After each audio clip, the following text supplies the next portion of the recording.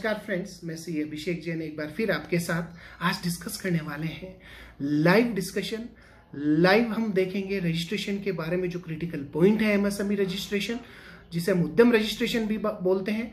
उद्यम रजिस्ट्रेशन.gov.in portal active हो चुका है। रजिस्ट्रेशन से रिलेटेड कई ऐसी क्वेरीज जो मेरे अर्लियर वीडियो में पूछी गई, कई क्वेरीज पोर्टल पे यूट्यूब पे आई, कई क्वेरीज मेल के थ्रू भी पूछी गई और मोबाइल पे भी आई। उन्हीं से रिलेटेड आज कुछ क्रिटिकल पॉइंट्स पे बात करेंगे, कुछ ऐसे पॉइंट्स जो वाकई में क्लैरिफिकेशन उनका चाहिएगा। I have also written points that require clarification to MSME ministry. मैंने पूछा है, उसके बारे में जैसे क्लैरिफिकेशन आएगा डिस्कस करेंगे उनके बारे में भी। और जो दो नए पॉइंट जो वाकई में हमारे लिए बेनिफिशियल है एमएसएमई यूनिट्स के लिए, वो है जेम पोर्टल और ट्रेड्स पोर्टल। इन दोनों के बारे में जी हम बात करने वाले हैं। आप कैसे मैक्सिमम बेनिफिट उठा सकते हैं इस पर्टिकुलर वीडियो में। देखिए इस पर्टिकुलर रजिस्ट्रेशन और इन दो पोर्टल के डिस्कशन के बारे में। फ्रेंड्स, आप देख सकते हैं उद्यम रजिस्ट्रेशन.gov.in, ये जो पर्टिकुलर यहाँ पे दिया गया है, ये वाला पर्टिकुलर एरिया, तो इस पे हम जाके क्लिक कर सकते हैं और उद्यम रजिस्ट्रेशन के पोर्टल पर पहुंच सकते हैं। रजिस्ट्रेशन के लिए ध्यान रखें, गलत साइट पे ना जाएं, अदरवाइज आपकी इंफॉर्मेशन लीक हो सकती है या गलत हम गाइड हो सकते हैं। हम आगे चलते हैं। सबसे पहले बात करने वाले हैं रजिस्ट्रेशन कैसे करवाना है। यहाँ देखिए आप, उद्यम रजिस्ट्रेशन पर्टिकुलरली दो क्राइटेरिया में दिया गया है। नंबर एक आप देख सकते हैं व्हाइट बैकग्राउंड में, फॉर न्यू एंटरप्राइजेस। आप देखिए ये वाला, जो न्यू एंटरप्रेनर जिन्होंने अभी तक रजिस्ट्रेशन नहीं करवाया है, और नीचे एक और क्राइटेरिया दिया गया है जिन्होंने ऑलरेडी रजिस्टर्ड करवा लिया है, वो री रजिस्टर करवाना है। फ्रेंड्स, अभी तक री रजिस्ट्रेशन का पोर्टल अभी वर्क कर रहा है, अभी हुआ नहीं है।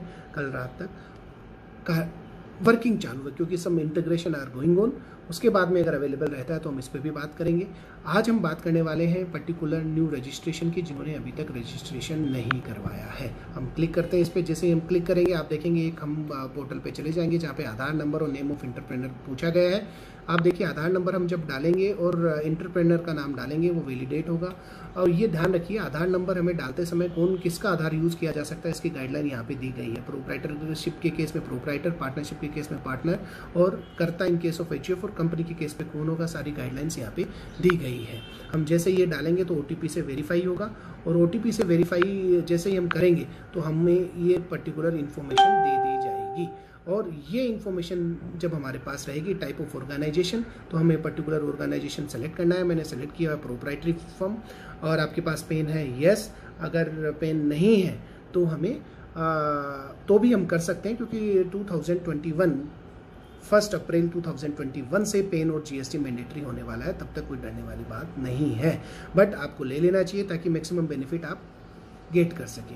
अब पेन नंबर वेरीफाई होगा। और एक और इन्फॉर्मेशन जो यहाँ पे इंपॉर्टेंटली पूछी गई कि आपने कोई फाइनेंशियल ईयर 18-19, क्योंकि अभी 19-20 का तो अभी जाना है, पे रिटर्न भरा है, यस, तो कौन सा भरा है उसकी इन्फॉर्मेशन पूछी जाएगी। क्योंकि क्या ये पर्टिकुलर ट्रैकिंग होगी, जो आईटीआर फॉर्म आपने भरा है वो पर्टिकुलर सेल ऑप्ट होगा। और उस सेल ऑप्ट होने के बाद ये क्वेरी मैंने फर्स्ट डे भी और उससे पहले भी डाली थी एमएसएमई मिनिस्ट्री को, और इन्होंने पर्टिकुलर वो आईटीआर के फॉर्म में इवन और भी क्वेरीज मैंने डाली हुई है, उनका भी क्लैरिफिकेशन आना बाकी है। मैं बात करूंगा जब हम स्क्रॉल डाउन करके आगे की प्रोसेस में जाएंगे। तो यहाँ पर्टिकुलर आईटीआर हमें सेलेक्ट करना है और पूछा गया है कि आपके पास जीएसटी है। अगर यस है तो उसकी डिटेल पूछी जाएगी। आप जैसे ही क्लिक करेंगे नीचे, जब वो इंटीग्रेशन होगा तब सारी चीज़ें कवर की जाएगी। नो है तो नो कर देंगे, तो इसमें कोई दिक्कत वाली बात नहीं है। यहाँ पे नाम आ गया, और नाम आने के बाद में जो इन्फॉर्मेशन है, मोबाइल नंबर, ईमेल आईडी, इन पे इतना नहीं जा रहा हूँ। ईमेल आईडी प्रॉपर डालें क्योंकि कम्युनिकेशन उसी पे होने वाला है रजिस्ट्रेशन का। सोशल कैटेगरी के अंदर जनरल, जेंडर, फिजिकली हैंडीकैप्ड है या नहीं है। और जब हम जीएसटी इन पे यस करेंगे तो हमारी डिटेल और जो फर्म का नाम है वेरीफाई होगा, लिंक्ड होगा।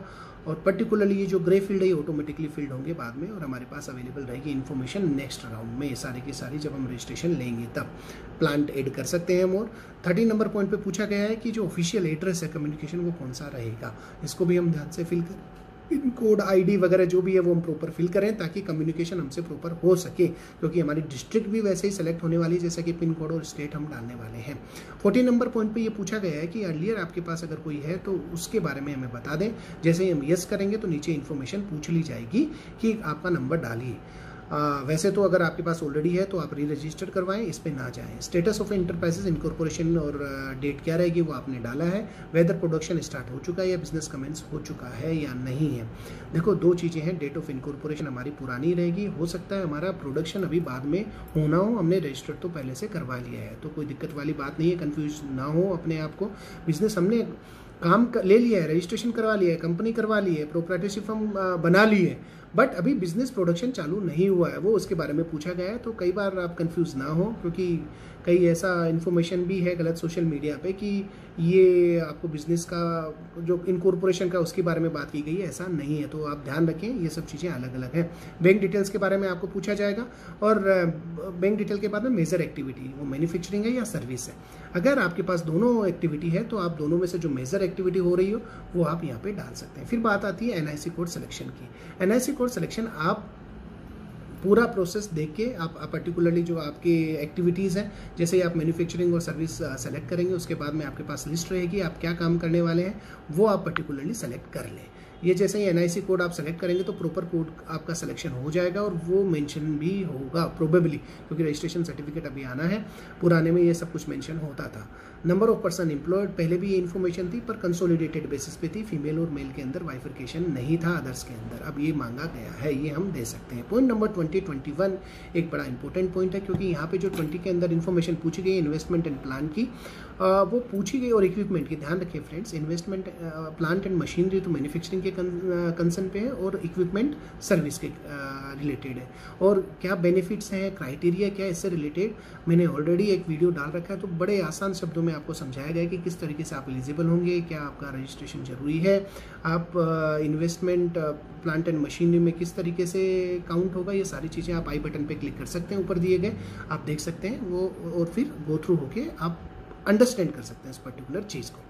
अब यहाँ जो एक डिस्कशन वाला पॉइंट है वो है डेप्रिसिएटेड कॉस्ट 20 नंबर। अर्लियर जो रिज्यूम था उद्योग आधार का, उसमें एक इन्वेस्टमेंट पूछा गया था और ओरिजिनल कॉस्ट भी पूछा गया था। अब यहाँ डेप्रिसिएटेड कॉस्ट पूछा गया, यानी डेप्रिसिएशन के बाद में। तो अब ये देखने वाली बात है, क्लैरिफिकेशन आना है, मैंने भी मेल डाला है, कम्युनिकेट किया है, ट्विटर के थ्रू भी कम्युनिकेट किया है, लेट्स सी। अभी फिलहाल ये डेप्रिसिएटेड कॉस्ट पूछा है, यानी कि ये ली जाएगी, ग्रे पार्ट है, कहाँ से ली जाएगी, ITR से ली जाएगी। हमें केवल यहाँ पे फिल करना है एक्सक्लूजन, जो एक्सक्लूजन है वो फिल करने हैं। नोटिफिकेशन भी आया, नोटिफिकेशन का लिंक मैं डिस्क्रिप्शन में देता हूँ, वो आप क्लिक कर सकते हैं और क्लिक करके देख सकते हैं कौन कौन से आइटम हमें एक्सक्लूड करने हैं, जो ऑलरेडी इंक्लूडेड है, ऊपर वाले जो ग्रे वाले आइटम जो ITR से फिल होगा।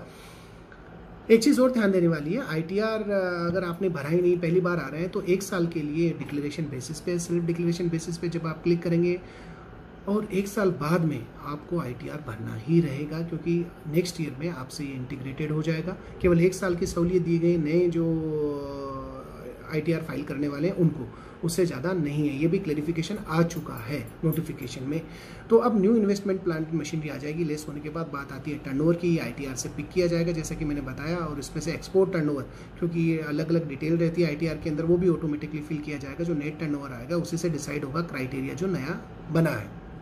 फ्रेंड्स, अब जो मोस्ट इंपॉर्टेंट बात है जेम पोर्टल की 22 पॉइंट पे। फ्रेंड्स, ये क्या है जेम? ये एक्चुअली जेम पोर्टल जो है एक ई मार्केट है MSME के लिए, पर्टिकुलरली आप कह सकते हो मैक्सिमम उनको बेनिफिट देने के लिए। गवर्नमेंट जितने भी ऑर्गेनाइजेशन है, इंस्टीट्यूशन है, उनको एक नोटिफिकेशन के थ्रू अलर्ट किया गया, बताया गया कि आप जो मैक्सिमम प्रोक्योरमेंट है MSME को प्रेफरेंस दे, और MSME अपने आप को रजिस्टर्ड करवा सकता है। NIC एक मेल ID जनरेट करनी पड़ेगी, उसका डिस्क्रिप्शन भी मैंने आपको दिया है कि कैसे मैं डिस्क्रिप्शन में लिंक दिया है कि मेल ID जनरेट कर सकते हो। इस पर मैं कोशिश करूँगा आने वाली वीडियोज़ पे जेम और ट्रेड्स के जो पोर्टल है उनके बारे में आपको मैक्सिमम दे पाऊँ, ताकि आप मैक्सिमम फ़ायदा उठा सकें MSME से रिलेटेड जितने भी क्राइटेरियाज हैं उनका। तो ये एक इम्पोर्टेंट बात है, जेम के अंदर आप अपने आप को रजिस्टर करवाइए, रजिस्टर करवा के अपने प्रोडक्ट के डिटेल्स वहाँ पे डालिए, क्योंकि गवर्नमेंट को इंस्ट्रक्शन टाइम टू टाइम, जैसे इंस्ट्रक्शन है 25,000 तक गवर्नमेंट सीधा आके आपसे परचेज कर सकती है, 25,000 से ऊपर और 5 लाख तक बिड जाएगी, और बिड में आप पार्टिसिपेट करेंगे, जिनकी लोअर बिड रहेगी सबसे उनसे परचेज किया जाएगा, और पेमेंट वगैरह का फ़ायदा सब आपको मिलेगा। बिल्कुल ट्रांसपेरेंसी है, आप इसका फ़ायदा ले सकते हैं। ब्रीफ में बताया मैंने आपको।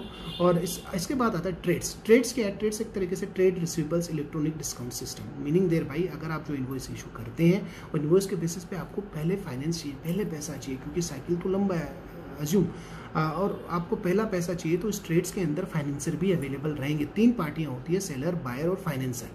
तो फाइनेंसर आपके इनवॉइस के बेस पे आपको फाइनेंस कर देगा ड्यू डेट से पहले ही। आपको कल चाहिए, परसों चाहिए, जैसा भी आपका डिस्कशन होगा, एज सुन एज पॉसिबल आपको फाइनेंस कर दिया जाएगा, ताकि आपको वर्किंग कैपिटल पे दिक्कत ना आए और आपकी इंटरेस्ट रेट जो भी एज डिसाइडेड रहेगी वहाँ पे सब कुछ रहेगा, आपको दिया जाएगा फाइनेंस, ताकि आपको कहीं भागना ना पड़े। सब कुछ इलेक्ट्रॉनिक सिस्टम है, इंटरनेट पे आपके पास अवेलेबल रहेगा। अपने आप को रजिस्टर्ड कराइए, इन सब चीज़ों का फ़ायदा लीजिए। डिटेल में मैं साथ में रहूँगा इन सब चीज़ों के नेक्स्ट वीडियोस में। डिस्ट्रिक्ट जो इंडस्ट्री सेंटर है वो फिल होगा based on the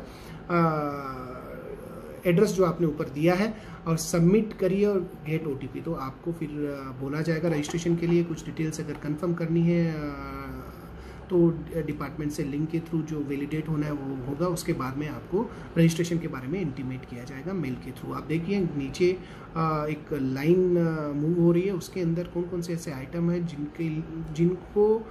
Jin activities को NIC कोड की आप रजिस्ट्रेशन के अंदर कवर नहीं होगी, उनके बारे में डिटेल दी गई है। तो आप इस पर क्लिक करके उस पर भी जा सकते हैं और समझ सकते हैं कि ऐसी कौन कौन सी एक्टिविटीज़ हैं जो कवर नहीं है। तो फ्रेंड्स, होप सो कि आपको ये वीडियो पसंद आया होगा, और अगर पसंद आया तो प्लीज़ लाइक और सब्सक्राइब कीजिए। अवेलेबल रहूँगा नेक्स्ट वीडियोस में, ताकि आपको मैक्सिमम बेनिफिट मिल सके। Thanks a lot, till then, thank you, thanks a lot.